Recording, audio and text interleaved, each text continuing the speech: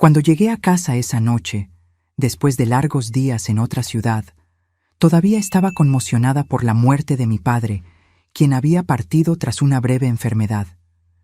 Pero nada podría haberme preparado para lo que me esperaba. Apenas crucé la puerta, oí golpes que venían del sótano, débiles, casi ahogados.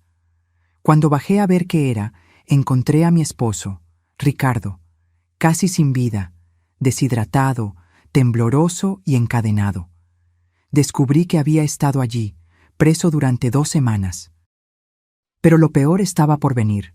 Cuando pregunté quién había hecho aquello, él susurró: «Adriana, nuestra hija». Entonces me congelé, pero yo le daría lo que se merece.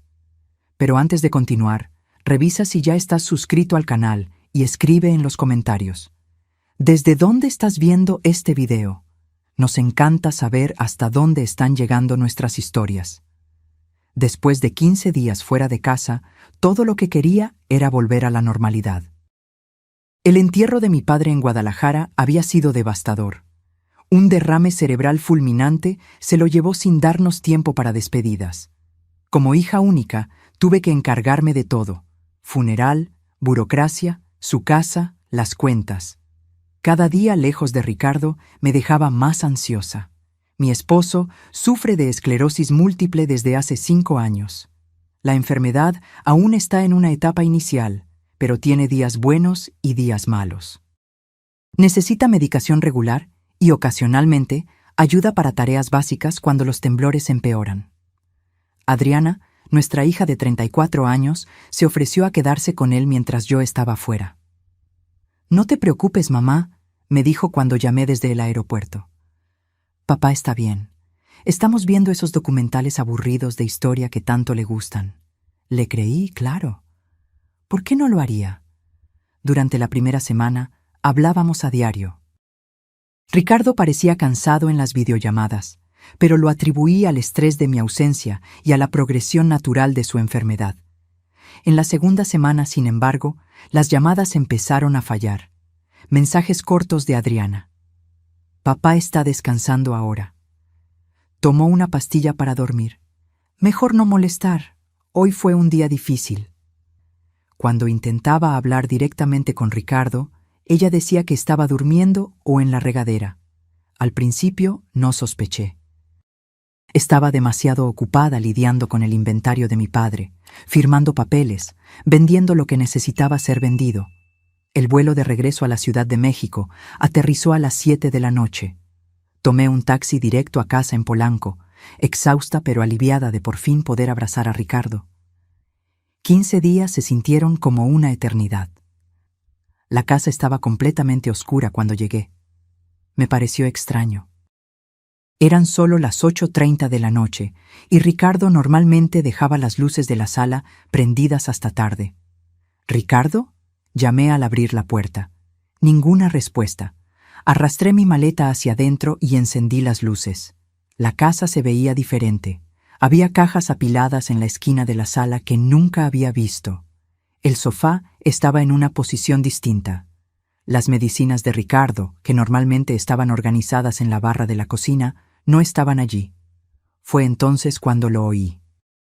Un sonido sordo, como alguien golpeando algo de madera. Venía de abajo, del sótano. Mi corazón se congeló.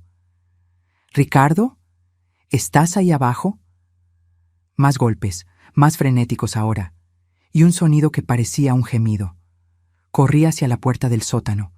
Estaba cerrada con llave, no solo cerrada, sino con un candado grande y resistente que jamás había visto. «Ricardo, ¿estás ahí?», grité, el pánico subiendo por mi garganta. Los golpes se hicieron más fuertes. Una voz débil gritó mi nombre. No lo pensé 2 veces. Corrí al garaje, tomé un mazo que Ricardo usaba para pequeñas reparaciones y volví. 3 golpes violentos y el candado se rompió. Abrí la puerta y el olor me golpeó como un puñetazo. Orina, sudor y algo indefinible, podrido. Encendí la luz del sótano y casi me desmayo con lo que vi. Ricardo estaba sentado en el suelo frío, apoyado en la pared opuesta. Su rostro estaba pálido, los labios agrietados y sangrando. la barba sin afeitar de 2 semanas. Estaba sucio, temblando, vestido solo con una camiseta y un pantalón de pijama rasgados y manchados.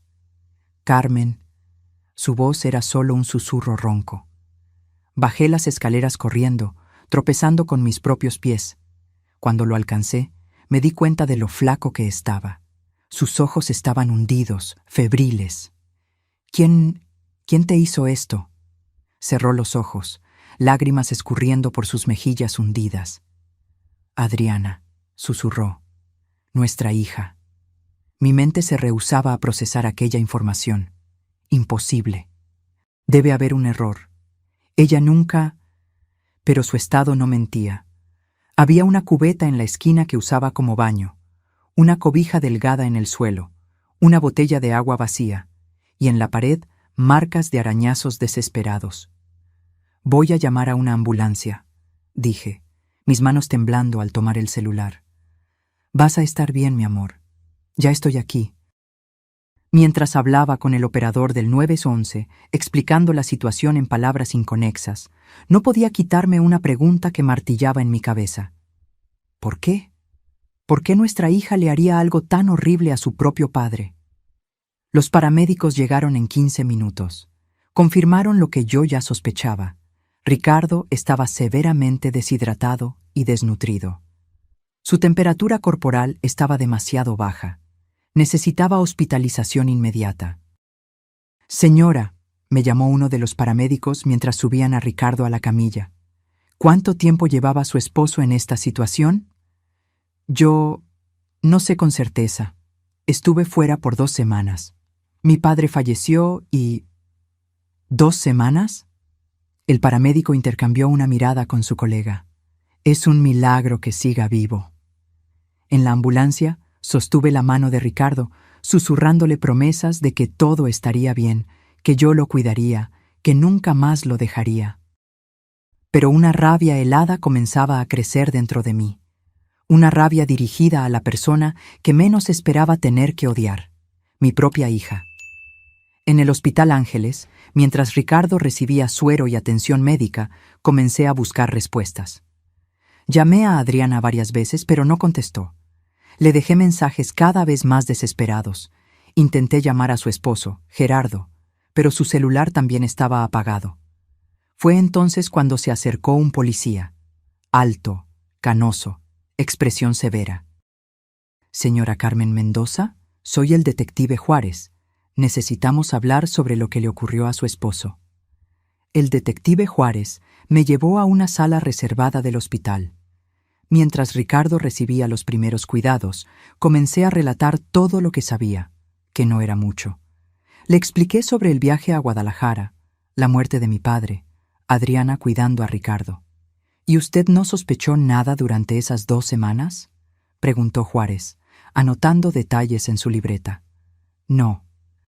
Quiero decir, Adriana se volvió más evasiva en las llamadas. Decía que Ricardo estaba durmiendo o en la regadera, que la esclerosis le estaba causando mucha fatiga. Lo encontré extraño, pero... Mi voz se quebró. Dios mío, ¿cómo pude ser tan ciega? El detective mantuvo el rostro impasible. Señora Mendoza, necesitamos verificar su casa. Hay pruebas que debemos recolectar en el lugar. Acepté de inmediato. Quería respuestas tanto como él. Mientras Ricardo era tratado, volví a casa acompañada por el detective y 2 policías más. La casa fue declarada escena del crimen. Tomaron fotos del sótano, del candado roto, de la cubeta, de la cobija delgada. Documentaron todo. Fue cuando comencé a notar otras cosas extrañas. Las medicinas de Ricardo habían desaparecido por completo. Su celular no estaba por ningún lado. Y en el escritorio de la oficina encontramos la laptop de Adriana, olvidada en su prisa. «Detective», llamé, mirando la pantalla. «Creo que debe ver esto». Él se acercó. La laptop estaba encendida, con varias ventanas abiertas, extractos bancarios, transferencias, documentos digitalizados, una carpeta llamada España. «¿Puedo?», preguntó, señalando la computadora. Asentí. En los siguientes 30 minutos, una historia horripilante comenzó a tomar forma. Adriana había accedido a las cuentas bancarias conjuntas mías y de Ricardo. Había transferido 1.500.000 pesos mexicanos, casi todos nuestros ahorros, a una empresa llamada Inversiones El Dorado. Una búsqueda rápida mostró que esa empresa pertenecía a su esposo, Gerardo. «Eso explica las cajas en la sala», murmuré. Estaban vaciando la casa. El detective abrió un documento digitalizado. Era un poder notarial a nombre de Ricardo, dándole a Adriana plenos poderes para gestionar sus finanzas y propiedades. La firma de Ricardo estaba allí, pero claramente falsificada, demasiado temblorosa, diferente a su patrón. En la carpeta España había correos electrónicos intercambiados con una inmobiliaria en Madrid, confirmando el alquiler de un apartamento por 6 meses, comenzando la próxima semana. También había reservas de boletos de avión a nombre de Adriana y Gerardo, solo de ida. «Iban a huir», dijo el detective, con la voz fría. Probablemente pretendían vaciar las cuentas, tomar todo lo de valor en la casa y desaparecer. «¿Y Ricardo?», pregunté, mi voz casi desvaneciéndose. El detective me miró con ojos que ya habían visto demasiado en esta vida. Probablemente nunca pretendieron que sobreviviera esas 2 semanas. La comprensión del plan me golpeó como un rayo. Adriana y Gerardo planeaban dejar que Ricardo muriera en ese sótano. Cuando yo regresara, encontraría su cuerpo. En la confusión del luto, tal vez ni siquiera me daría cuenta de inmediato del dinero faltante. Cuando lo hiciera, ellos ya estarían lejos, en otro país. ¿Pero por qué?, lloré, las lágrimas finalmente cayendo a cántaros. ¿Por qué nuestra propia hija haría algo así? El detective señaló un intercambio de correos entre Gerardo y un tal Carlos. El asunto: inversiones cripto urgentes. Por lo que estoy viendo, el esposo de su hija está metido en algún esquema. Probablemente perdió dinero en criptomonedas o alguna inversión de alto riesgo. Necesitaba dinero rápido para cubrir las pérdidas. Mientras buscábamos más, encontramos conversaciones en WhatsApp entre Adriana y Gerardo que el detective recuperó con una herramienta forense. Mensajes que confirmaban nuestros peores temores. «No deja de preguntar por Carmen, se está poniendo agitado. Adriana, dale más de la pastilla para dormir. Mézclala con la poca agua. Gerardo, ¿y si se muere antes de que ella regrese? Adriana, mejor aún. Menos complicaciones». Gerardo, vomité en el baño después de leer aquello. Mi propia hija, dispuesta a matar a su padre por dinero. La niña que cargué en mi vientre por 9 meses, a quien enseñé a caminar, a quien le sequé las lágrimas cuando se caía y se lastimaba. ¿Cómo era esto posible? El detective Juárez llamó a la central y emitió una alerta de búsqueda para Adriana y Gerardo. «Los encontraremos», prometió. Con estas pruebas no tienen a dónde huir. Volví al hospital, el cuerpo pesado como plomo, la mente intentando procesar la magnitud de la traición. Ricardo estaba despierto cuando entré en el cuarto, recibiendo suero y medicación. Aún se veía frágil, pero sus ojos estaban más alertas. «Carmen», susurró, extendiéndome la mano. Sostuve su mano entre las mías, besándola suavemente. «Estoy aquí, mi amor. No me iré a ningún lado». «Adriana», comenzó, pero puse un dedo en sus labios. «La policía la está buscando. No te preocupes por eso ahora. Solo descansa, por favor». Cerró los ojos, una lágrima escurriendo por su rostro flaco. «Ella me dijo que tú habías llamado, que tú sabías que yo estaba en el sótano, que tú habías estado de acuerdo». Mi corazón se partió en 1000 pedazos. «No, Ricardo, nunca. Yo no sabía nada. Vine a casa tan pronto como pude, lo juro por lo más sagrado». Asintió levemente, como si ya lo supiera, pero necesitaba oírlo de todas formas. «¿Por qué, Carmen? ¿Por qué nuestra hija?» «Dinero», respondí simplemente. «Querían nuestro dinero». Ricardo cerró los ojos de nuevo.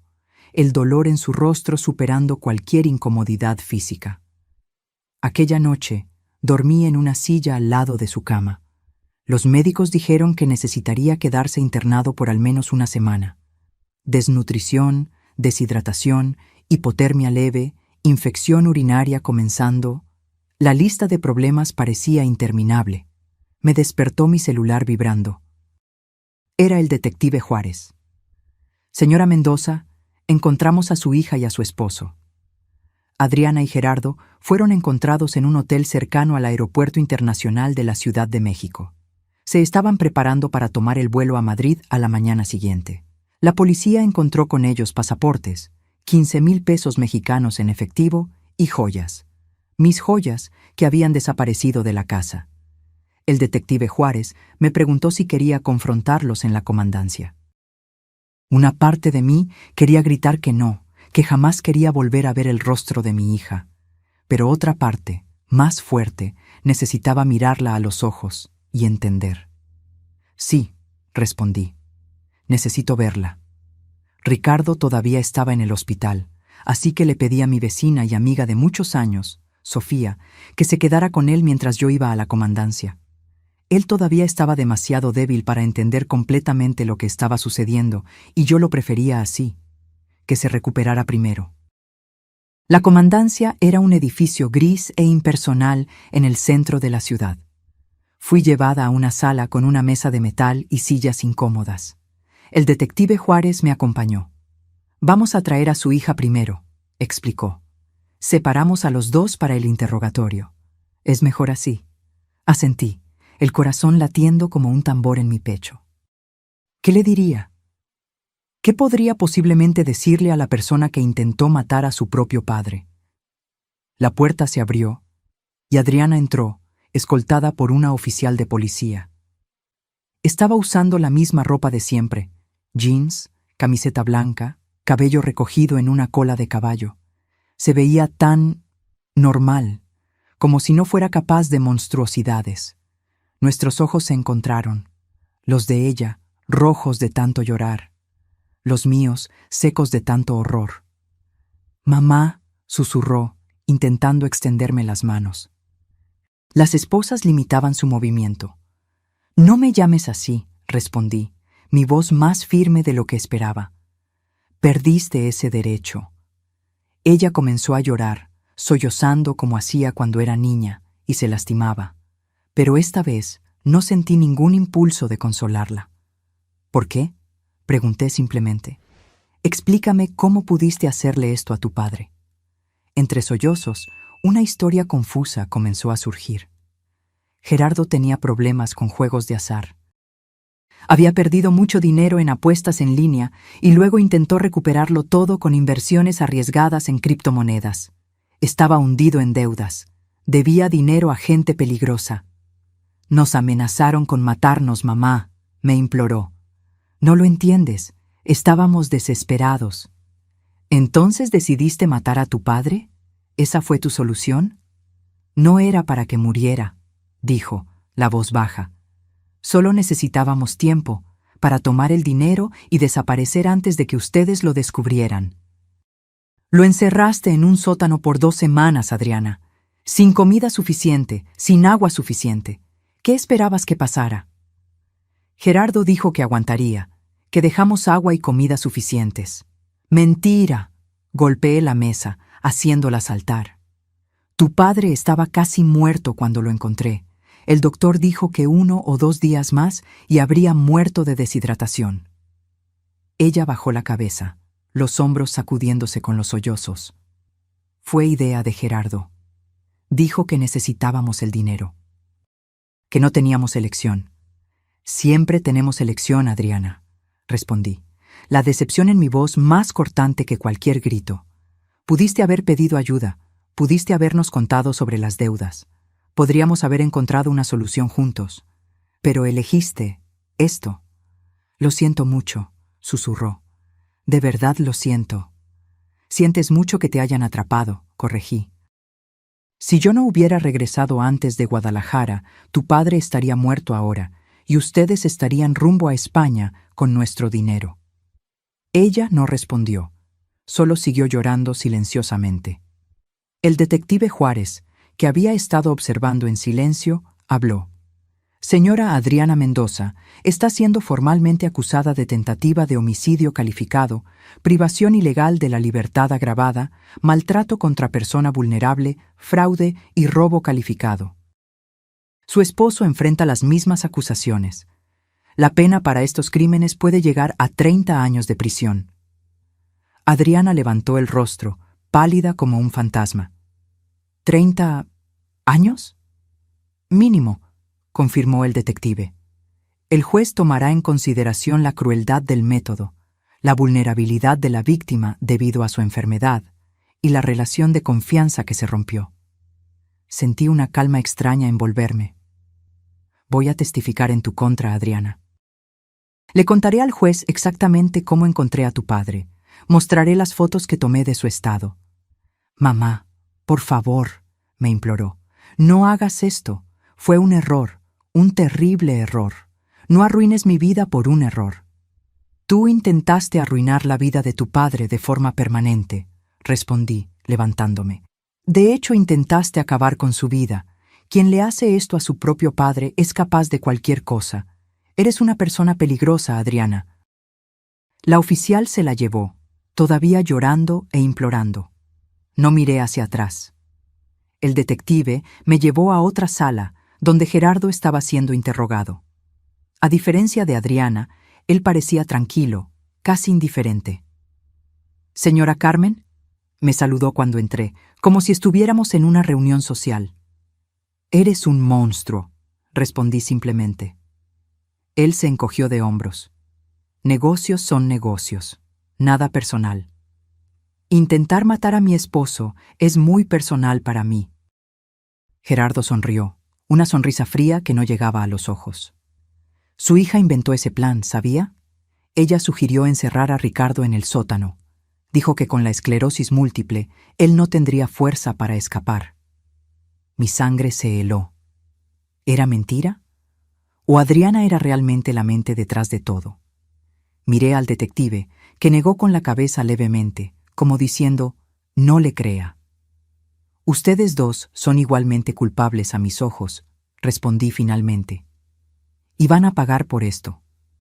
Cada día de esas 2 semanas les costará años de sus vidas. Salí de la sala sintiéndome exhausta, como si hubiera envejecido décadas en pocas horas. El detective me acompañó hasta la salida. «Señora Mendoza, encontramos el dinero que transfirieron», me informó. «Está en una cuenta de la empresa de su yerno. Logramos congelar la cuenta a tiempo. Eventualmente, después del proceso, deberían recuperar gran parte». Era un pequeño consuelo, pero mejor que nada. Le agradecí y me dirigí al hospital para quedarme con Ricardo. Los días siguientes fueron un torbellino de actividades. Ricardo permaneció internado, recuperándose lentamente. Los médicos estaban preocupados por el impacto del confinamiento y la desnutrición en su esclerosis múltiple. El estrés extremo podría acelerar la progresión de la enfermedad. Mientras tanto, el proceso criminal contra Adriana y Gerardo seguía su curso. Permanecieron en prisión preventiva, considerados peligrosos y con riesgo de fuga. Un abogado se puso en contacto conmigo, ofreciendo sus servicios para representar a Ricardo como víctima en el proceso. Acepté de inmediato. Quería que pagaran por lo que hicieron. La audiencia de control de detención ocurrió 3 días después del arresto. Estuve presente, sentada al fondo de la sala, observando. Adriana parecía haber envejecido años. Sus ojos estaban hundidos, el cabello despeinado. Gerardo, al contrario, mantenía la postura arrogante, como si nada de aquello fuera realmente importante. El juez negó la fianza para ambos. Las pruebas eran demasiado contundentes, el crimen demasiado atroz. Permanecerían presos hasta el juicio. Mientras salía del tribunal, una reportera me abordó con un micrófono. «Señora Mendoza, ¿cómo se siente sabiendo que su propia hija intentó matar a su esposo?» Me detuve, mirando a la cámara por un momento. «¿Cómo cree que me siento?» «Traicionada». destrozada, como si todo el amor y el cuidado que dediqué a mi hija durante 34 años no significaran nada para ella. Pero ¿sabe qué es peor? Ver a mi esposo, un hombre enfermo que solo necesitaba amor y cuidado, mirarme y preguntar por qué su hija quería que muriera. No tengo respuesta para eso. La reportera intentó hacer más preguntas, pero me alejé. No quería más exposición. Cuando volví al hospital, encontré a Ricardo despierto mirando por la ventana. Se veía mejor físicamente. La hidratación intravenosa y la alimentación balanceada ya hacían efecto. Pero sus ojos estaban vacíos, sin la luz que siempre los caracterizó, incluso después del diagnóstico de la esclerosis. «Hola», dije suavemente, sentándome al lado de su cama. «Hola», respondió, volteándose hacia mí. «¿Adriana? Va a seguir presa, ella y Gerardo. El juez negó la fianza». Asintió levemente, como si ya lo esperara. «¿Cuánto tiempo?» «Aún no sabemos». El abogado dice que, con todas las acusaciones, podrían ser de 20 a 30 años. Ricardo cerró los ojos, una lágrima solitaria escurriendo por su rostro. Nuestra hija, en la cárcel por décadas. ¿Cómo llegamos a este punto, Carmen? Sostuve su mano, apretándola suavemente. No sé, mi amor. Realmente no lo sé. Casi muero ahí abajo, susurró después de un largo silencio. Sabía que iba a morir. Los primeros días gritaba por auxilio, golpeaba la puerta hasta que mis manos sangraron. Después me debilitaba demasiado. El agua se acabó, la comida se acabó. Alucinaba, te veía entrando por la puerta, llamando mi nombre. Tragué el nudo en la garganta. Lamento no haber regresado antes. No es tu culpa, afirmó apretando mi mano. Me salvaste la vida, Carmen. Si hubieras llegado un día después. No pude contener las lágrimas. Abracé a Ricardo cuidadosamente, consciente de su fragilidad. Nunca más dejaré que te pase nada. Nunca más. Los médicos dieron de alta a Ricardo una semana después. Aún estaba débil. Necesitaba recuperar el peso perdido y recuperarse psicológicamente del trauma. Volvimos a casa, la misma casa donde casi muere, pero no teníamos otro lugar a donde ir. La primera noche fue la más difícil. Ricardo se rehusó a entrar al cuarto que compartíamos con Adriana. Improvisé una cama en la oficina, lejos del sótano, lejos de los recuerdos. No pude dormir. La casa parecía embrujada por los fantasmas de lo que había ocurrido. Con cada crujido de la madera, con cada ruido del viento, yo me despertaba sobresaltada, pensando que Adriana o Gerardo habían vuelto para terminar lo que comenzaron. Fue alrededor de las 3 de la mañana que encontré a Ricardo sentado en la sala, en la oscuridad, mirando una foto familiar en la pared. Los tres sonreíamos a la cámara frente a la playa de Cancún. Adriana con unos 15 años. «No puedo entender», dijo sin mirarme. «Repaso cada momento de su crianza, cada lección que intenté enseñarle. ¿En qué fallamos, Carmen? ¿Qué hicimos para merecer esto?» Me senté a su lado, pasando mi brazo por sus hombros. «No hicimos nada para merecerlo, Ricardo. Algunas personas simplemente toman decisiones terribles, incluso personas que amamos». «Pensé que conocía a mi hija», murmuró. Pero durante esos días en el sótano, cuando ella bajaba a dejar un poco de agua o comida, yo no reconocía a la persona que veía. Sus ojos estaban vacíos, como si yo fuera solo un obstáculo a ser removido. El abogado nos visitó al día siguiente. El licenciado Manuel Altamirano, especialista en crímenes contra personas vulnerables. Vino a tomar nuestro testimonio detallado y a explicar el proceso. «Señor Ricardo, señora Carmen», comenzó sentado en nuestra sala, «quiero ser franco con ustedes. Este caso es extremadamente grave. Las pruebas contra Adriana y Gerardo son irrefutables. Además de las acusaciones iniciales, la policía descubrió que planeaban esto desde hace meses». «¿Meses?», repetí incrédula. «Sí.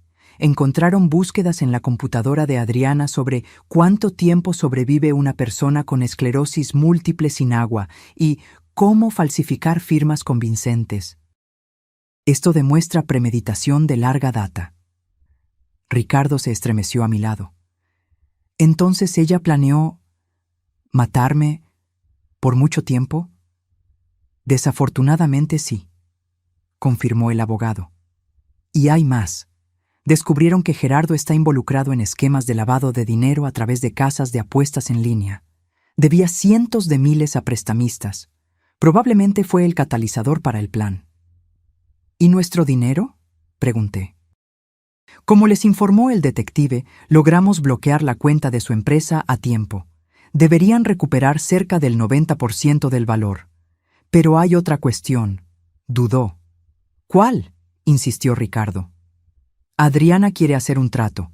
Está dispuesta a testificar contra Gerardo, alegando que fue coaccionada y amenazada por él. A cambio, quiere una reducción de pena. Miré a Ricardo, sintiendo la rabia hervir dentro de mí. Ella está mintiendo. Vi los mensajes. Ella participó activamente en el plan. El licenciado Altamirano asintió. Sí, y la fiscalía también lo sabe. Es improbable que acepten el trato en los términos que ella quiere. Pero pensé que debían saberlo. Ricardo permaneció en silencio por un largo momento. Quiero verla, dijo finalmente. Necesito mirarla a los ojos y preguntar, ¿por qué? La visita a la penitenciaría femenil de Santa Marta fue marcada para 2 semanas después. Ricardo aún estaba débil, pero insistió en que necesitaba hacerlo. Necesitaba el cierre que solo una confrontación directa con Adriana podría brindarle. Nos levantamos temprano esa mañana. Ricardo apenas había comido el desayuno, con el estómago revuelto de ansiedad. Yo tampoco estaba mucho mejor. Como madre, jamás imaginé que visitaría a mi hija en una prisión. Como esposa, jamás pensé que estaría acompañando a mi esposo a confrontar a nuestra hija sobre un intento de asesinato. La penitenciaría estaba en las afueras de la ciudad, un complejo gris rodeado de muros altos y alambre de púas. Pasamos por el proceso de revisión e identificación, cada etapa acercándonos al momento que tanto temíamos como anhelábamos. ¿Estás seguro de que quieres hacer esto?, le pregunté a Ricardo mientras esperábamos en la sala de visitas. Asintió, sus manos temblando levemente. No sé si por los síntomas de la esclerosis o por el nerviosismo. Necesito entender, Carmen. Necesito mirarla a los ojos. La puerta al otro lado de la sala se abrió y Adriana entró, escoltada por una agente penitenciaria. Usaba un uniforme naranja descolorido que parecía demasiado grande para su cuerpo. Había adelgazado. Su rostro, antes lleno de vida, ahora estaba pálido, con ojeras profundas. Sus ojos encontraron los nuestros y se detuvo por un instante, como si hubiera recibido un shock. Luego, la agente la condujo hasta la mesa donde estábamos sentados y se retiró a una esquina de la sala, dándonos un mínimo de privacidad. «Papá», susurró, la voz embargada. «Mamá». Ricardo la encaró y vi su expresión endurecerse. Toda la compasión que normalmente cargaba en sus ojos se había disipado. «¿Por qué?», preguntó simplemente. Directo, sin preámbulos.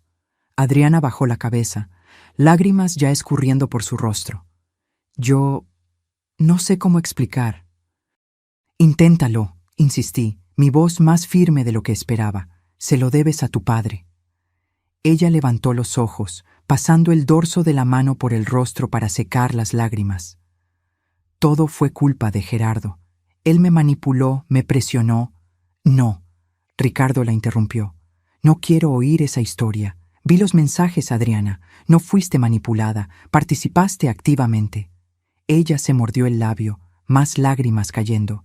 Ustedes no entienden. Él me amenazaba. Decía que si no ayudaba, haría algo peor. ¿Peor que intentar matar a tu propio padre?, pregunté, incrédula. ¿Que encerrarlo en un sótano por 2 semanas, sabiendo que estaba enfermo, sabiendo que necesitaba medicación regular? Las deudas, comenzó, pero la detuve con un gesto brusco. Las deudas se pagan trabajando honestamente. no intentando matar a tus padres para robar sus ahorros, repliqué. Y no me vengas con esa historia de amenazas. Pudiste habernos contado, pudiste haber buscado a la policía. Había 1000 opciones antes de esto. Ricardo se inclinó sobre la mesa, mirando directamente a sus ojos. Quiero que me digas la verdad, Adriana. Una vez en la vida, sé honesta. ¿Por qué? El silencio se extendió entre nosotros, pesado como plomo. Finalmente, Adriana soltó un suspiro tembloroso. El dinero, admitió, la voz casi inaudible. Necesitábamos el dinero. Gerardo debía mucho a gente peligrosa. Apuestas, deudas de juego, inversiones fracasadas. Nos amenazaron con matarlo. Matarnos a los dos. ¿Y tu solución fue intentar matarme? La voz de Ricardo estaba tranquila, lo que la hacía aún más aterradora. No era para que murieras, insistió, mirándonos a ambos. Juro que no. Era solo para que estuvieras, fuera del camino por un tiempo, hasta que consiguiéramos el dinero y saliéramos del país. Adriana, dije pausadamente, controlando la rabia que hervía dentro de mí. Tu padre estuvo encerrado en ese sótano por casi 2 semanas.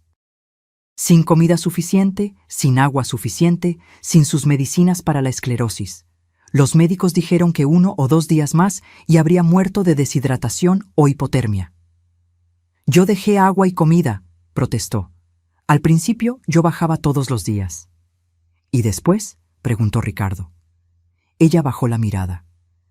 Gerardo dijo que era demasiado arriesgado bajar todos los días, que alguien podría ver, desconfiar.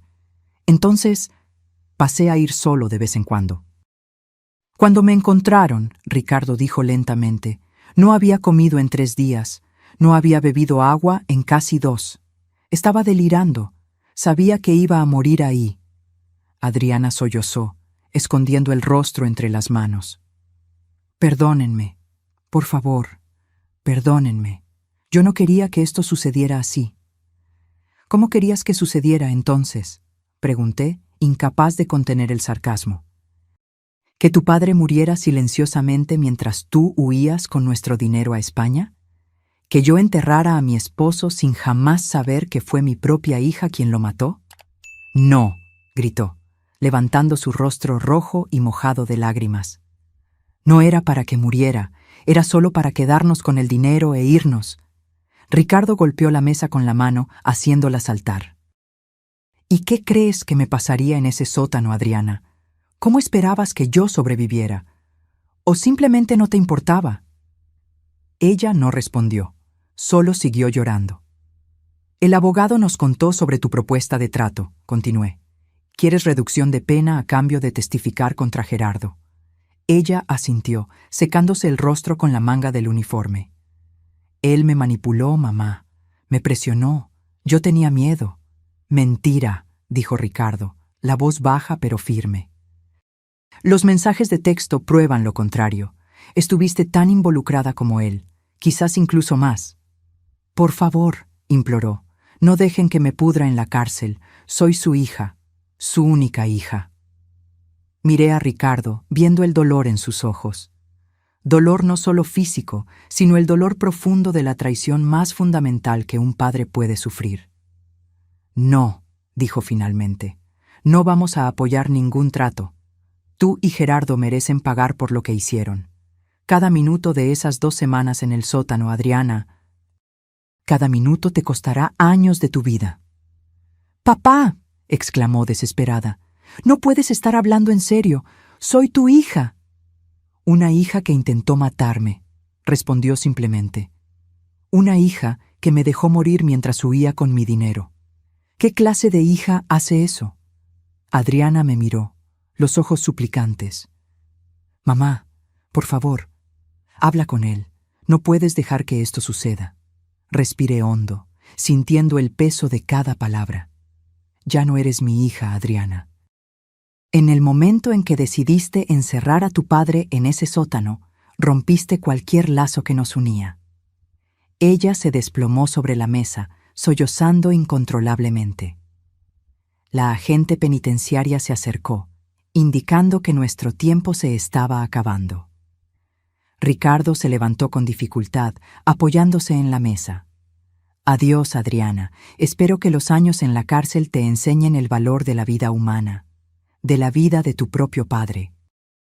Salimos de la sala sin mirar hacia atrás, dejando a nuestra hija, la persona que un día amamos más que nada, llorando sola en la mesa de visitas. En el coche, de camino a casa, Ricardo finalmente se desmoronó, llorando como un niño. 20 años, sollozó. Nuestra hija pasará 20 años en la cárcel. ¿Cómo pasó esto, Carmen? ¿En qué fallamos? Lo abracé, sintiendo sus lágrimas mojar mi blusa. No fallamos, mi amor. Algunas personas toman decisiones terribles, incluso cuando son criadas con amor. No es nuestra culpa. Pero en el fondo me preguntaba si habría algo que podríamos haber hecho diferente. Alguna señal que ignoramos, alguna falla en la crianza que no percibimos. O si simplemente nuestra hija había elegido el camino de la codicia y la crueldad, a pesar de todo lo que intentamos enseñarle. Los meses siguientes fueron un torbellino de audiencias, reuniones con abogados y preparativos para el juicio. Ricardo mejoraba físicamente, pero la esclerosis múltiple, agravada por el trauma, comenzaba a progresar más rápidamente. Necesitó un bastón para moverse, y los temblores en las manos empeoraron. La fiscal Daniela reunió un caso sólido contra Adriana y Gerardo. Las pruebas eran abrumadoras: los mensajes de texto, los documentos falsificados, las transferencias bancarias, las búsquedas en la computadora de Adriana, el estado del sótano, los testimonios médicos sobre la condición de Ricardo cuando fue rescatado. El juicio fue marcado para marzo del año siguiente, casi 6 meses después del crimen. Durante ese periodo, recibimos llamadas constantes de Adriana desde la prisión.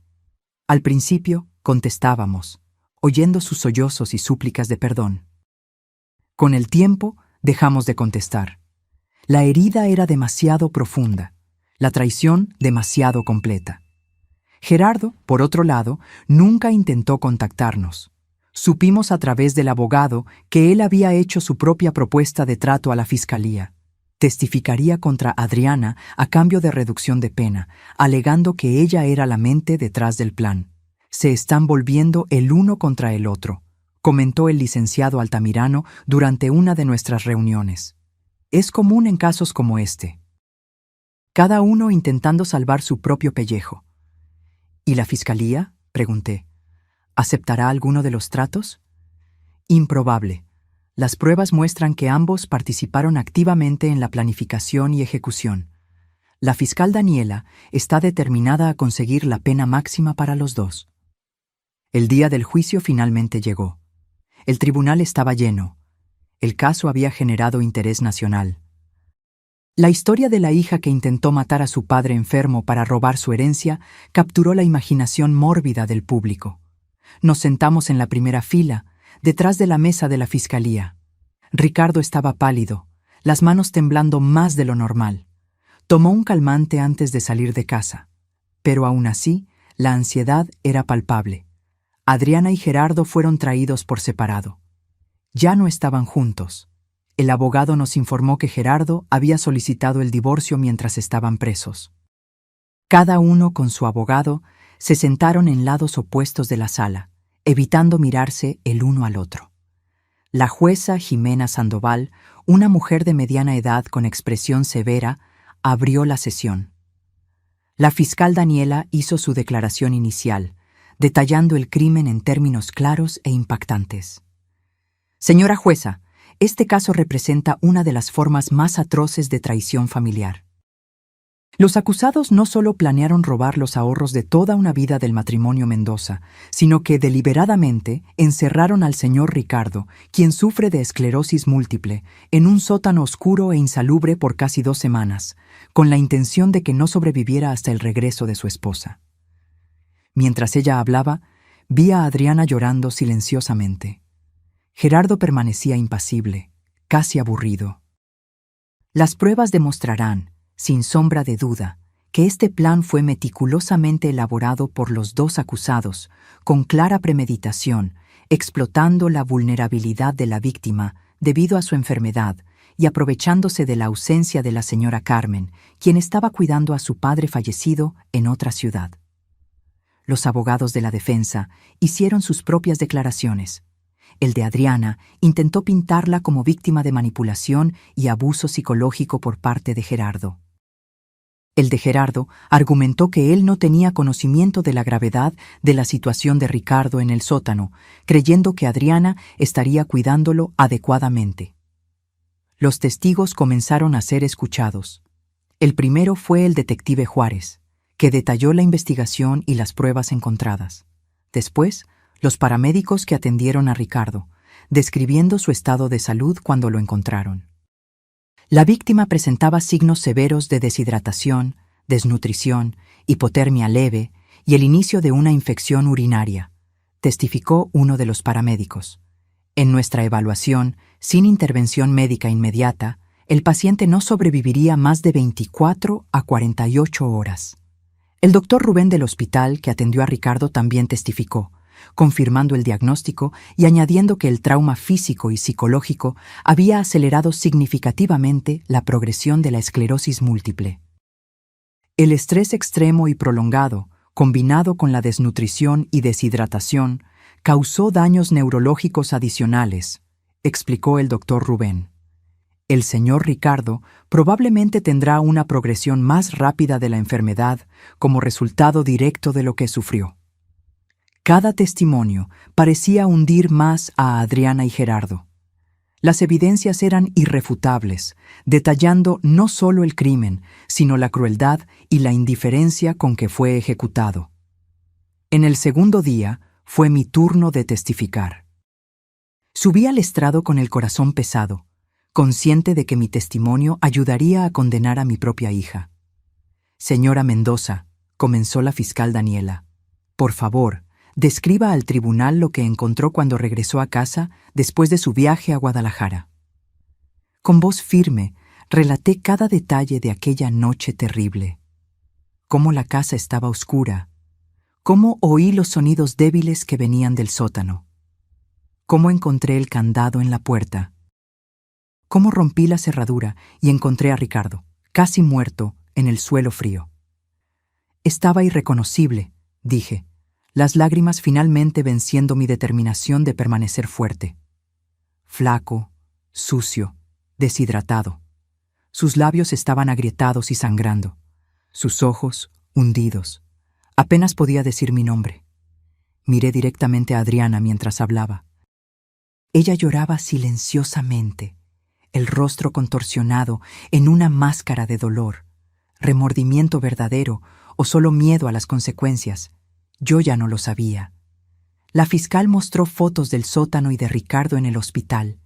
Las imágenes eran impactantes, provocando murmullos en la sala del tribunal. ¿Y qué descubrió sobre la participación de su hija?, continuó la fiscal. Encontramos su laptop en casa, con todas las pruebas, las transferencias bancarias, los documentos falsificados, los mensajes con Gerardo planeando el crimen, los boletos de solo ida para España, las búsquedas sobre cuánto tiempo sobreviviría una persona con esclerosis múltiple, sin agua y comida. May, en el contrainterrogatorio, el abogado de Adriana intentó hacerme admitir que ella pudo haber actuado bajo coacción, que quizás había señales de abuso en su relación con Gerardo que yo habría ignorado. Señora Mendoza, ¿notó algún cambio en el comportamiento de su hija en los meses anteriores al incidente? ¿Señales de que podría estar sufriendo presión o abuso? No, respondí firmemente. Adriana siempre pareció feliz y satisfecha en su matrimonio. Nunca demostró miedo de Gerardo o dio cualquier indicación de que estuviera siendo coaccionada. Por el contrario, en los mensajes que encontramos, ella era frecuentemente la que tomaba la iniciativa en las decisiones. El abogado de Gerardo intentó un enfoque diferente, sugiriendo que yo podría estar exagerando la gravedad de la situación debido al shock y al trauma. Señora Mendoza, ¿es posible que, en su estado emocional alterado al encontrar a su esposo, haya interpretado la situación como peor de lo que realmente era? La fiscal Daniela Se levantó de inmediato.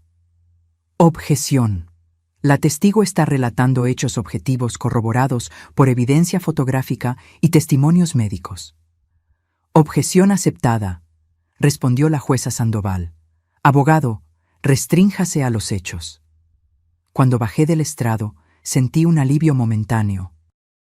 Había hecho mi parte para asegurar justicia para Ricardo.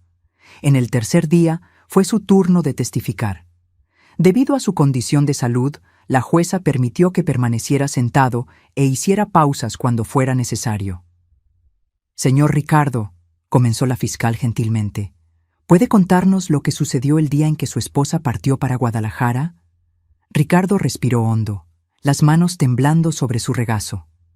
Era un miércoles. Carmen recibió la noticia de que su padre había fallecido de un derrame cerebral. Estaba conmocionada, necesitaba viajar de inmediato. Adriana se ofreció a quedarse conmigo. Dijo que se encargaría de todo. ¿Y qué sucedió después de que su esposa se fue? El primer día, todo parecía normal. Adriana preparó mis comidas, me ayudó con la medicación. El segundo día, dijo que necesitaba salir a arreglar unas cosas con Gerardo.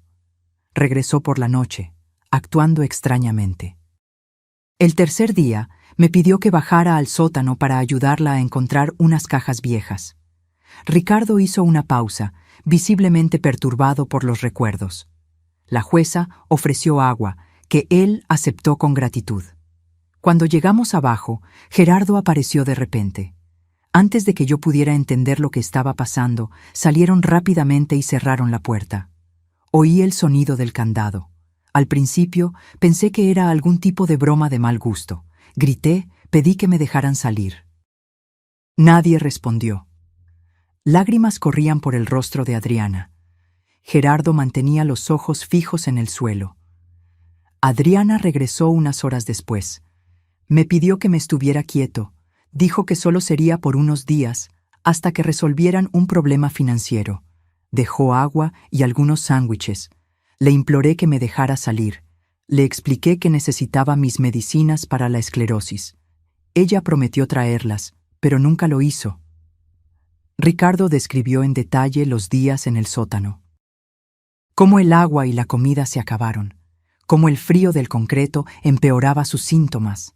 Cómo la oscuridad, después de que la bombilla se quemó, lo enloquecía lentamente. Cómo intentó gritar por auxilio, golpear la puerta, hasta que sus fuerzas se agotaron. En los últimos días, yo sabía que iba a morir ahí, concluyó, la voz casi un susurro. Comencé a alucinar. Veía a Carmen, veía a mis padres ya fallecidos. Oraba para que el final fuera rápido. Cuando la puerta finalmente se abrió y vi a Carmen, de verdad, pensé que era otra alucinación. El tribunal entero estaba en silencio. Muchos espectadores e incluso algunos jurados llorando abiertamente. En el contrainterrogatorio, los abogados de la defensa intentaron suavizar el impacto de su testimonio, pero sin éxito. La historia de Ricardo era clara, coherente y devastadora. En el cuarto día del juicio, tanto Adriana como Gerardo subieron al estrado. Cada uno intentando minimizar su papel y maximizar el del otro. Adriana, llorando constantemente, alegó que había sido manipulada y amenazada por Gerardo, que temía por su vida si no cooperaba.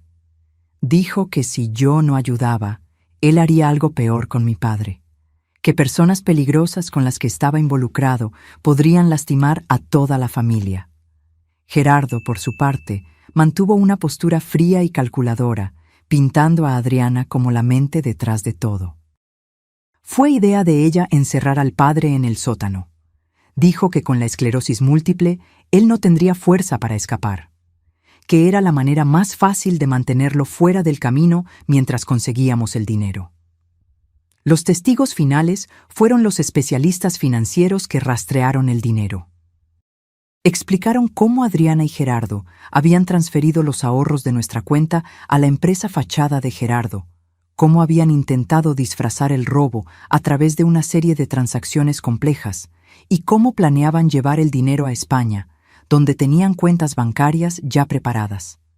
Después de 6 días de juicio, toda la evidencia presentada, todos los testigos escuchados, llegó el momento de los alegatos finales. La fiscal Daniela fue impecable. Señoras y señores del jurado, los hechos de este caso son claros e incontestables. Adriana Mendoza y Gerardo Santos planearon meticulosamente robar los ahorros del matrimonio Mendoza, falsificaron documentos, encerraron a un hombre enfermo en un sótano oscuro e insalubre por casi 2 semanas y pretendían huir del país dejándolo morir. Este no fue un crimen de impulso o desesperación. Fue un acto calculado de crueldad y codicia, perpetrado contra un hombre vulnerable por su propia hija, la persona que debería protegerlo y amarlo. Los abogados de la defensa hicieron lo mejor que pudieron con el caso imposible que tenían. Apelaron a las emociones, a las circunstancias atenuantes, a la ausencia de antecedentes penales. El jurado se retiró a deliberar al final del 6º día. No tardó mucho. A la mañana siguiente volvieron con el veredicto.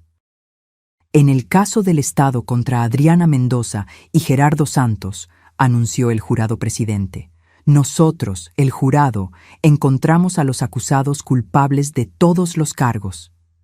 Adriana se desplomó sobre la mesa de la defensa, sollozando incontrolablemente. Gerardo permaneció impasible. Solo un ligero temblor en la mandíbula delataba alguna emoción. La sentencia sería determinada la semana siguiente. Salimos del tribunal exhaustos, pero con un sentimiento de justicia parcialmente restaurada. Nada traería de vuelta las semanas de tormento de Ricardo, ni borraría el trauma de la traición, pero al menos los responsables enfrentarían las consecuencias. En la audiencia de sentencia, fuimos invitados a presentar declaraciones de impacto de la víctima. Ricardo, aún afectado por el desgaste del juicio, me pidió que leyera la suya. Su señoría, leí con voz firme, aunque mi corazón estaba roto. Hay algunas cosas que un padre nunca espera vivir. Enterrar a un hijo es una de ellas. Testificar contra un hijo es otra. Sobrevivir a un intento de homicidio a manos de la propia hija es algo que ni siquiera mis pesadillas más sombrías podrían haber predicho. El tribunal estaba en completo silencio mientras yo continuaba. La esclerosis múltiple ya me había robado parte de mi independencia. Lo que Adriana y Gerardo me hicieron me robó algo mucho más precioso: mi confianza en la humanidad, mi fe en la bondad inherente de las personas, mi certeza de que el amor familiar es incondicional. Cada día en el sótano, cada hora en la oscuridad, cada minuto sintiendo mi cuerpo fallar mientras la sed y el hambre me consumían, venía acompañado por el conocimiento de que mi propia hija me había puesto allí. Miré a Adriana mientras leía las palabras de Ricardo. Ella lloraba silenciosamente, el rostro enterrado en las manos. Los médicos me dicen que el trauma aceleró la progresión de mi enfermedad, que probablemente perderé la capacidad de caminar independientemente años antes de lo que se esperaría, que los daños neurológicos son permanentes. Pero la verdadera cadena perpetua no es la que su señoría impondrá hoy a mi hija y a su esposo. Es la que ellos me impusieron: vivir con la conciencia de que crié a alguien capaz de tal crueldad. Este es un dolor que ninguna medicina puede aliviar, ninguna terapia puede curar. Terminé la declaración y volví a mi lugar al lado de Ricardo, que lloraba silenciosamente. Sostuve su mano, sintiendo sus dedos temblar entre los míos. La jueza Sandoval escuchó entonces las declaraciones de los acusados. Adriana imploró clemencia, alegando arrepentimiento profundo. Gerardo, sorprendentemente, admitió culpa total, contradiciendo su postura durante todo el juicio. «Me perdí en la codicia», dijo él, la voz quebrándose por primera vez. «Arrastré a Adriana conmigo. La culpa es mía». ¿Un intento de última hora para protegerla?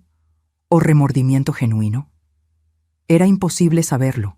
La jueza consideró todo por unos momentos y luego profirió la sentencia.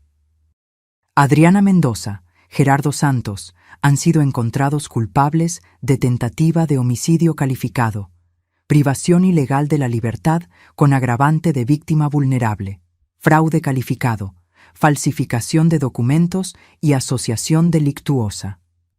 Estos crímenes, por sí solos, ya serían graves, pero la naturaleza de su relación con la víctima los vuelve particularmente atroces. Ella miró directamente a Adriana.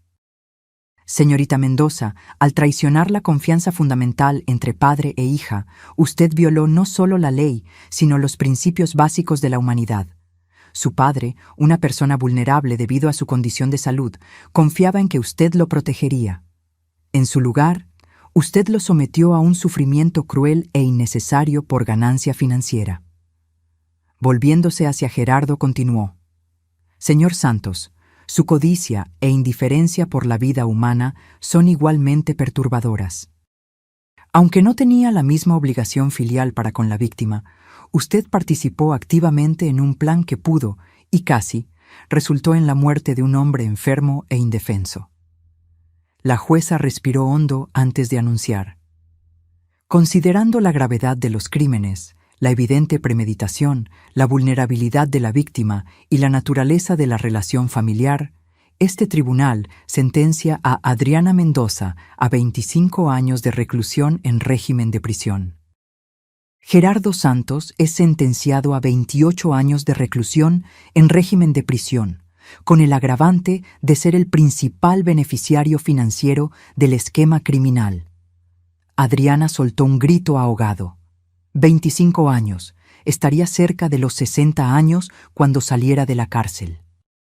Además de las penas de reclusión, continuó la jueza, los acusados son condenados a pagar indemnización por daños morales y materiales por el monto de 500,000 pesos mexicanos al señor Ricardo Mendoza, además de la restitución integral de los valores sustraídos.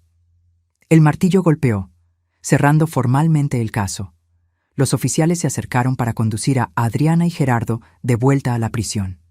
¡Papá! ¡Mamá!, gritó Adriana, desesperada, mientras era llevada. ¡Por favor! ¡No me dejen pasar 25 años allá adentro! ¡Por favor! Ricardo no miró hacia atrás.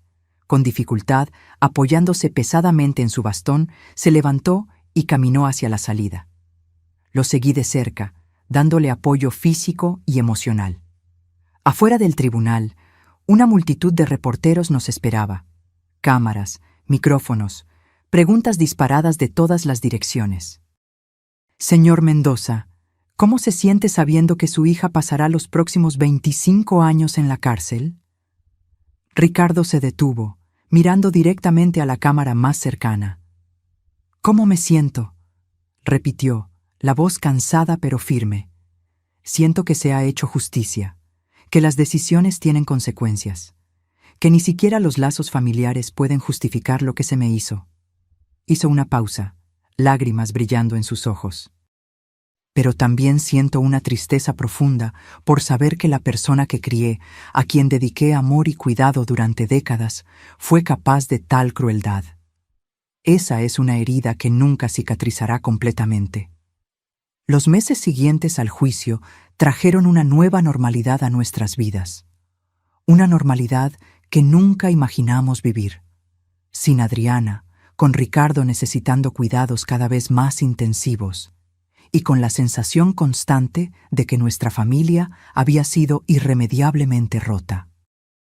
Logramos recuperar gran parte del dinero que había sido robado, gracias al rápido trabajo de la policía al congelar las cuentas. La indemnización por daños morales se pagaría poco a poco, probablemente a través de cualquier ingreso que Adriana y Gerardo tuvieran en prisión, lo que significaba que veríamos muy poco de eso. Pero el dinero era el menor de los problemas ahora. La condición de Ricardo empeoró más rápidamente de lo que los médicos habían previsto inicialmente. 6 meses después del juicio, ya necesitaba una silla de ruedas para distancias mayores. Sus temblores empeoraron, haciendo difícil incluso sostener un tenedor o cepillarse los dientes sin ayuda. Comencé a trabajar medio tiempo para poder cuidarlo, contratando también a una enfermera que venía 3 veces por semana. La casa donde vivíamos, la misma donde Ricardo había sido mantenido prisionero, se convirtió en un recordatorio constante del trauma. Cada vez que él miraba hacia la puerta del sótano, yo podía ver el miedo en sus ojos. Decidimos mudarnos. Vendimos la casa por un precio por debajo del mercado. Nadie quería comprar un inmueble que había sido escenario de un crimen tan notorio. Y compramos un apartamento en planta baja, adaptado para silla de ruedas, en un barrio tranquilo más alejado del centro. En el nuevo hogar, intentamos reconstruir algún tipo de normalidad. Establecimos nuevas rutinas, hicimos nuevos amigos, buscamos terapia para lidiar con el trauma. A veces, en medio de la noche, Ricardo aún se despertaba gritando, reviviendo aquellos días oscuros en el sótano. Yo lo abrazaba hasta que los temblores pasaban, hasta que su respiración volvía a la normalidad, susurrándole al oído que estaba seguro, que yo nunca más lo dejaría. Las cartas comenzaron a llegar cerca de un año después del juicio.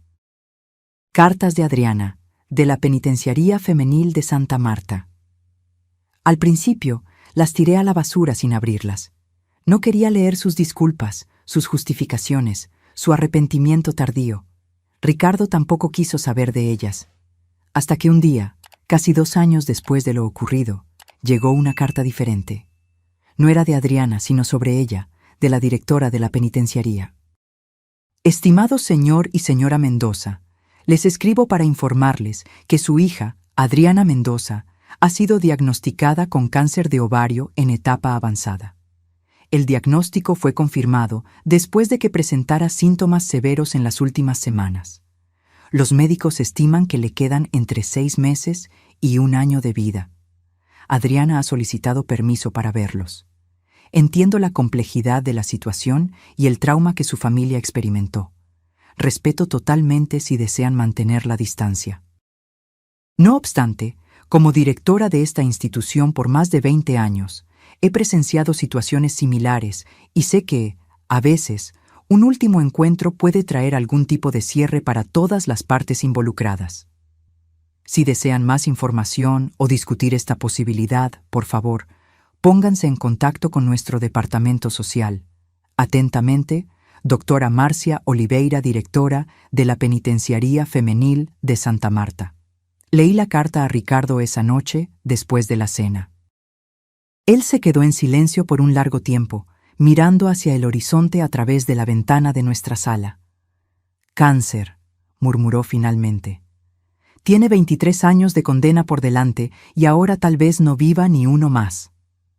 ¿Qué quieres hacer?, pregunté suavemente. Él giró la silla de ruedas para mirarme, sus ojos reflejando una mezcla compleja de emociones: rabia, tristeza, confusión y, sorprendentemente, algo que parecía compasión. No sé, Carmen. Una parte de mí dice que es solo justicia poética, que merece sufrir como me hizo sufrir. Otra parte, su voz falló. Otra parte recuerda a la niñita de 5 años que sostenía mi mano en el parque, que decía que yo era su superhéroe. Me arrodillé al lado de su silla, sosteniendo sus manos temblorosas. Cualquiera que sea tu decisión, estaré a tu lado. Pasamos semanas discutiendo, reflexionando. Ricardo habló largamente con su terapeuta sobre el asunto. Leí más cartas de Adriana, que ahora mencionaban su enfermedad, su miedo, su deseo de ver a sus padres una última vez. Al final, la decisión fue de Ricardo. En una mañana lluviosa de abril, casi 3 años después del crimen, condujimos hasta la penitenciaría. El procedimiento para entrar ya era familiar: identificación, revisión, escolta hasta la sala de visitas. Pero esta vez, la persona que esperábamos ver era casi irreconocible. Adriana estaba flaca, muy flaca. Su cabello, antes largo y brillante, estaba corto y ralo, evidencia de la quimioterapia. Su piel tenía un tono amarillento, los ojos hundidos en ojeras profundas. Parecía haber envejecido décadas en solo 3 años. «Papá», susurró cuando Ricardo entró en su silla de ruedas. «Mamá». Nos sentamos en lados opuestos de la mesa, un silencio pesado entre nosotros. ¿Qué se le dice a la hija que intentó matarte, que ahora está muriendo? «Gracias por venir», comenzó, la voz débil. Sé que no lo merezco. Ricardo la estudió por un largo momento. ¿Por qué pediste vernos, Adriana? Ella respiró hondo, una respiración que parecía causarle dolor. Porque estoy muriendo. Y no quiero morir cargando todo este peso sin al menos intentar explicar, sin al menos decir personalmente cuánto me arrepiento. El arrepentimiento no cambia lo que pasó, respondí, más duramente de lo que pretendía. Lo sé. Ella asintió, lágrimas silenciosas escurriendo por su rostro demacrado. Nada de lo que diga o haga puede cambiar lo que hice. No estoy pidiendo perdón. Solo comprensión, tal vez. Ricardo se inclinó ligeramente hacia adelante. Entonces explícanos, Adriana. Ayúdanos a entender cómo nuestra hija se convirtió en alguien capaz de hacer lo que hiciste. Ella se secó las lágrimas con la manga del uniforme penitenciario, ahora demasiado ancho para su cuerpo que se consumía. Comenzó con pequeñas mentiras, dijo. Gerardo perdiendo dinero en apuestas. Yo encubriéndolo, escondiéndoles la verdad a ustedes. Luego, las deudas crecieron. Él comenzó a involucrarse con gente peligrosa. Traficantes, prestamistas. Hizo una pausa, su respiración difícil. Un día lo encontré buscando países sin tratados de extradición. Me aterroricé. Él dijo que necesitábamos dinero, mucho dinero, rápido. Sugirió robar un banco, secuestrar a alguien para pedir rescate. Ideas locas, desesperadas. Miró directamente a Ricardo, sus ojos rojos fijos en los de él. Fue entonces cuando pensé en ustedes, en el dinero de los ahorros, en la casa liquidada.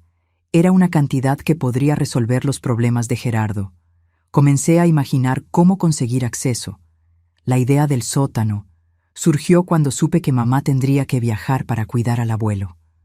Bajó la cabeza, avergonzada. Al principio era solo para que estuvieras fuera del camino por unos días, papá, para que tuviéramos tiempo de transferir el dinero y salir del país. No era para que sufrieras tanto, no era para que te quedaras sin agua, sin comida. Pero sucedió, dijo Ricardo suavemente. Me dejaste ahí, sabiendo que yo podría morir. Sí. Su voz era solo un susurro. Cuando me di cuenta de cuánto estabas sufriendo, ya era demasiado tarde. No podíamos simplemente liberarte. Nos denunciarías. Entonces, continué, cada día se hacía más fácil ignorar tus súplicas, ignorar lo que estábamos haciendo. ¿Cómo puede una hija hacerle eso a su propio padre?, pregunté, la incomprensión aún atormentándome después de tantos años. Adriana levantó los ojos, rojos de lágrimas. No tengo una respuesta que tenga sentido, mamá. Creo que eso es lo que más me asusta. ¿Cómo pude transformarme en ese monstruo? ¿Cómo pude justificar aquellas acciones? Es como si, por algún tiempo, me hubiera convertido en otra persona. Alguien que no reconozco. Ricardo se quedó en silencio por un largo tiempo, solo observando a su hija. Luego, para mi sorpresa, extendió su mano temblorosa sobre la mesa. Adriana la miró, choqueada, antes de colocar hesitantemente su propia mano, fría y flaca, sobre la de él. Tengo una pregunta, dijo, y quiero que me la respondas con total honestidad. Ella asintió, nerviosa. Si pudieras volver en el tiempo, ¿aún harías lo mismo? La pregunta flotó en el aire por varios segundos. Adriana cerró los ojos, lágrimas corriendo libremente. No, respondió con convicción.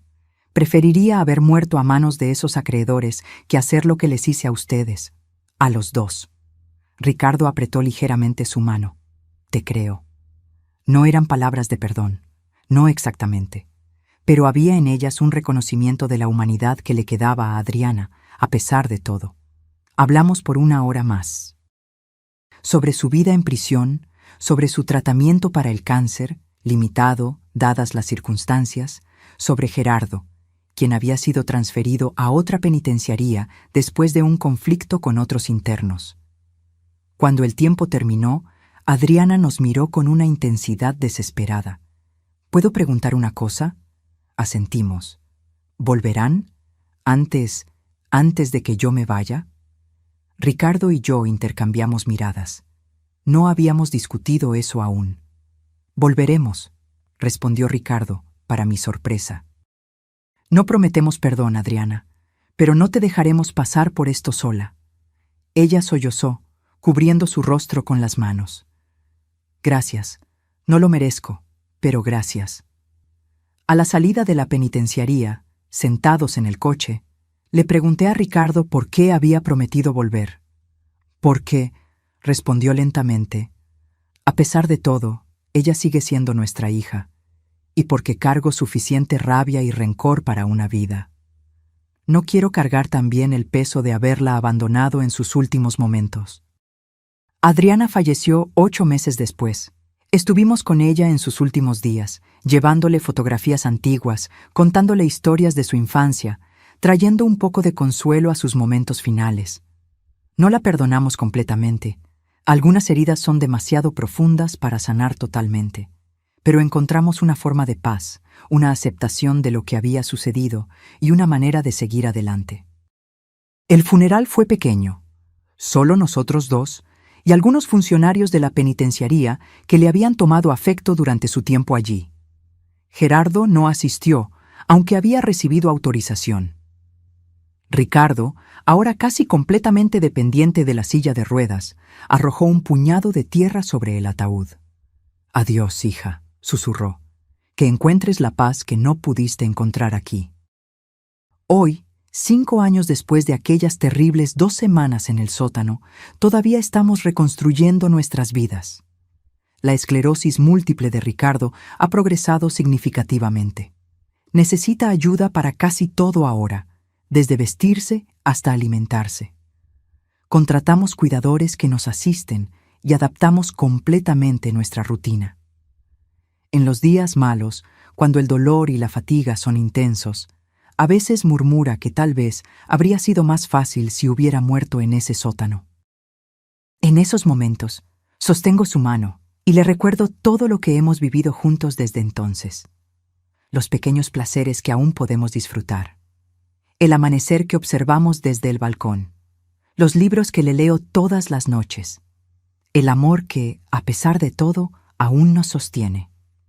La traición de Adriana nos enseñó dolorosamente que las personas que más amamos pueden ser capaces de las peores crueldades. Pero también nos enseñó sobre la resiliencia, sobre la capacidad humana de sobrevivir a lo impensable.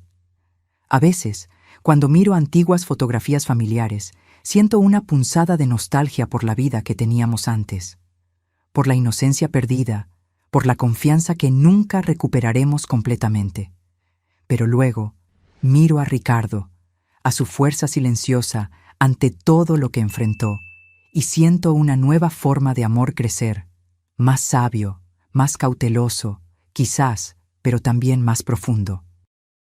Nuestra historia no termina con un final feliz de cuento de hadas. Termina con la cruda realidad de vidas para siempre alteradas por decisiones terribles. Pero también termina con la determinación de encontrar significado incluso en las peores circunstancias, de nunca permitir que la crueldad de otros defina quiénes somos, de amar, a pesar de todo, porque al final es solo eso lo que realmente importa. Hoy, cuando los amigos preguntan cómo logramos seguir adelante después de todo lo que pasamos, digo simplemente que aprendimos la diferencia entre justicia y venganza. Justicia fue ver a Adriana y Gerardo enfrentar las consecuencias de sus actos. Venganza habría sido permitir que el odio por ellos consumiera el resto de nuestras vidas. Elegimos la vida. Imperfecta, dolorosa a veces, pero nuestra. Y en esa elección encontramos nuestra propia forma de liberación. Ahora, si te gustó esta historia, haz clic en suscribirse y dime en los comentarios qué parte te dejó con la boca abierta. Y no olvides hacerte miembro para tener acceso a videos exclusivos que no subo aquí. Te espero allá.